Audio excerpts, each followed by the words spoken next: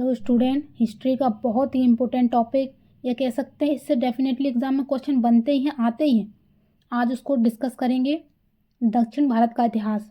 इसको 2 पार्ट में डिस्कस करेंगे क्योंकि थोड़ा कंफ्यूजिंग टॉपिक है, इसलिए इसको 2 पार्ट में डिस्कस करेंगे। इसका जो समयकाल था, दक्षिण भारत का जो इतिहास का समयकाल था, वह था 100 ईस्वी से 1200 ईस्वी तक। इस वाले पार्ट में 100 ईस्वी से 300 ईस्वी तक डिस्कस करेंगे, और जो सेकंड वाला पार्ट रहेगा उसको 500 ईस्वी से 1200 ईस्वी को डिस्कस करेंगे। आज के वीडियो में 100 ईस्वी से 300 ईस्वी का जो समयकाल रहता है, जिस संगम काल कहा गया, उसमें जो 3 साम्राज्य थे, चेर, चोल, पांड्य, आज इनको इस वीडियो में डिस्कस करेंगे। तो आगे बढ़ते हैं। तो संगम काल में दक्षिण भारत में 3 राजवंशों ने शासन किया, चेर, चोल और पांड्य, जिसमें चेर साम्राज्य का प्रतीक चिन्ह था धनुष और बाण, चोलों का था बाघ और पांड्यों का था मछली। आगे जानते हैं संगम काल के बारे में। दक्षिण भारत कृष्णा एवं तुंगभद्रा नदी के दक्षिण में स्थित क्षेत्र में लगभग 100 ईस्वी से 300 ईस्वी के बीच की अवधि को संगम काल के नाम से जाना जाता है। संगम तमिल कवियों का एक संगम या सम्मेलन था, जो संभवतः किन्हीं प्रमुख या राजाओं के संरक्षण में ही आयोजित होता था। तमिलों के भगवान थे मुरुगन। तमिल किंवदंतियों के अनुसार प्राचीन दक्षिण भारत में 3 संगमों, या कह सकते हैं तमिल कवियों का समागम का आयोजन किया गया था, जिसे मुच्चगम कहा जाता था। जिसमें प्रथम संगम मदुरै में आयोजित किया गया था। इस संगम में देवता और महान संत सम्मिलित हुए थे, किंतु इस संगम का कोई साहित्यिक ग्रंथ उपलब्ध नहीं है। द्वितीय संगम कपाटपुरम में आयोजित किया गया था, और इस संगम का तोल काप्यम नामक एकमात्र ग्रंथ उपलब्ध है, जो तमिल व्याकरण ग्रंथ है। तृतीय संगम भी मदुरै में हुआ था।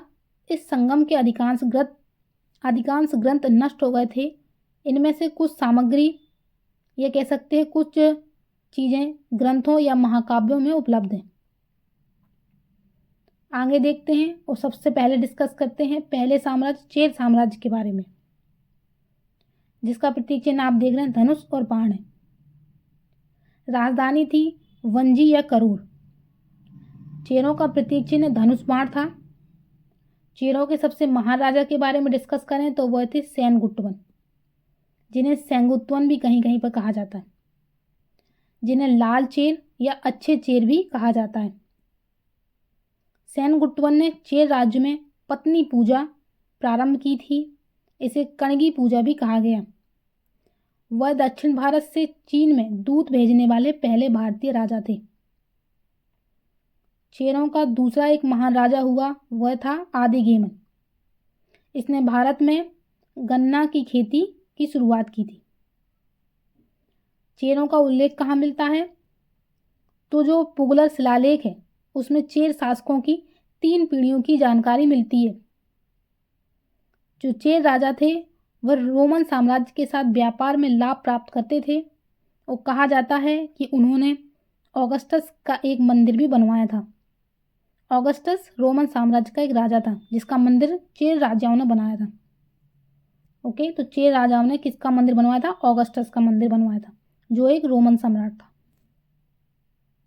आगे कुछ और 1-2 राजाओं के बारे में, चेर शासकों के बारे में डिस्कस कर लेते हैं। उथियान चेरालाथन, यह सबसे पहला ज्ञात चेर शासक है।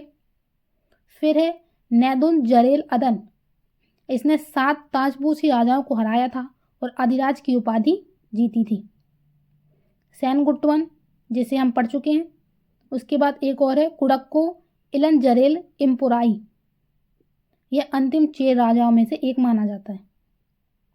ओके, तो ये इतने इम्पोर्टेंट नहीं है, बस नाम उनका जानना जरूरी है, तो आप लोगों को बता दिया। आगे चोल साम्राज्य को डिस्कस करते हैं। उनके शासन का मुख्य क्षेत्र कावेरी डेल्टा था, जिसे बाद में चोल मंडलम के नाम से जाना जाता था। चोलों के पास एक कुशल नौसेना भी थी। चोलों की राजधानी उरैयूर, जो तिरुचिरापल्ली के पास है, थी। तो चोलों की राजधानी थी उरैयूर। चोलों का प्रतीक चिन्ह था बाघ। प्रतीक चिन्ह प्रतीक चिन्हों के बारे में एग्जाम में क्वेश्चन बनते हैं, तो प्रतीक चिन्ह पर थोड़ा ध्यान दीजिएगा आप। चोलों का सबसे महानतम राजा था करिकाल। करिकाल के बारे में जान लेते हैं। तो वैणी के युद्ध में करिकाल ने पांड्य तथा चेर सहित 11 राजाओं को पराजित किया था। करिकाल ने अपने शासनकाल में व्यापार और वाणिज्य क्षेत्र को संपन्न बनाया था। उसने फुहार या कावेरी पत्तनम शहर की स्थापना की। फुहार बंदरगाह भी करिकाल ने बनवाया था और अपनी राजधानी उरैयूर से कावेरी पत्तनम में स्थानांतरित की। ओके, तो जो पहले राजधानी थी उरैयूर, उसको करिकाल ने स्थानांतरित करके कहाँ बना दिया? कावेरी पत्तनम में। इसके अतिरिक्त कावेरी नदी के किनारे 160 किलोमीटर का लंबा बांध भी करिकाल ने ही बनवाया था। इसके बाद चोल राजाओं में दूसरा महानतम राजा था एलारा। एलारा एक तमिल सरदार था जिसने श्रीलंका पर आक्रमण किया था और उस समय शासन करने वाले सिंगली राजा को हराया था। और अपनी जीत के बाद उसने 44 वर्षों तक श्रीलंका पर शासन किया और अपनी राजधानी बनाया था। तो किस चोल राजा ने श्रीलंका को अपनी राजधानी बनाया था? वह था एलारा। आगे डिस्कस करते हैं पांड्य साम्राज्य के बारे में। तो इसकी प्रारंभिक राजधानी थी कोरकई, जो बंगाल की खाड़ी के साथ थम्प पराणी के संगम के पास स्थित थी। और पांड्य वंश का प्रतीक चिन्ह था मछली। और पांड्य साम्राज्य का सबसे महानतम राजा था नेडियोन और इसी ने समुद्र पूजा की शुरुआत की थी। और पांड्य साम्राज्य का उल्लेख मेगास्थनीज ने अपनी पुस्तक इंडिका में किया था और उसने अपनी पुस्तक में बताया कि जो पांड्य साम्राज्य था वह मोतियों के लिए प्रसिद्ध था। समाज में विधवाओं के साथ बुरा व्यवहार किया जाता था। इस राज्य में ब्राह्मणों का काफ़ी प्रभाव था और ईसा के शुरुआती शताब्दियों में पांड्य राजा वैदिक यज्ञ करते थे। और कालभ्रस नामक जनजाति के आक्रमण के साथ उनकी शक्ति का क्षय हुआ। ये सब बताया था मेगास्थनीज ने अपनी पुस्तक इंडिका में। किसके बारे में? पांड्य साम्राज्य के बारे में। तो संगम युग का अंत कैसे होता है? क्योंकि कालभ्रस ने तमिल देशों पर कब्जा कर लिया था। तो इतिहासकार इस अवधि को अंतरिम युग या अंधकार युग कहते हैं।